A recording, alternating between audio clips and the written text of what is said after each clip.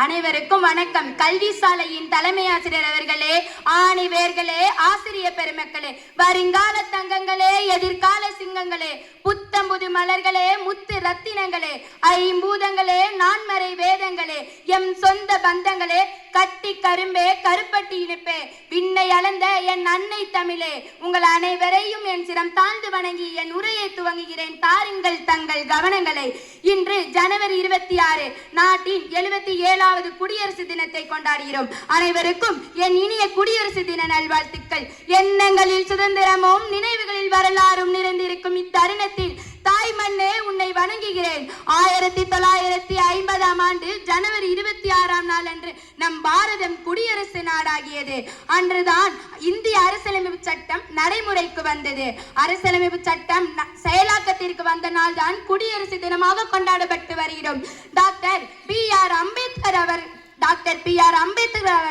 தலைமையில் உருவாக்கப்பட்ட இந்த சட்டம் தான் உலகிலேயே மிக நீளமான எழுதப்பட்ட அரசியலமைப்பு சட்டமாகும். இந்த அரசியலமைப்பு சட்டம் அடிப்படை உரிமைகளையும் சுதந்திரத்தையும் வழங்குகிறது. இந்த நாளில் நம் நாட்டின் சுதந்திரத்திற்காக போராடிய நேதாஜி சுபாஷ் சந்திர போஸ், பகத்சிங், சர்தார் வல்லபாய் பட்டேல், மகாத்மா காந்தி, நேரு போன்ற தியாகிகளை நாம் நினைவு கூற வேண்டும். அவர்களின் தியாகத்தால் தான் இன்று நாம் சுதந்திர காற்றை சுவாசிக்கிறோம். எல்லோரும் ஒரு குலம், எல்லோரும் ஒரு இனம், எல்லோரும் இந்திய மக்கள் என்ற பாரதியின் வரிகளுக்கு ஏற்ப இந்தியா வேற்றுமையில் ஒற்றுமை கண்ட நாடு. பல மொழிகள் பல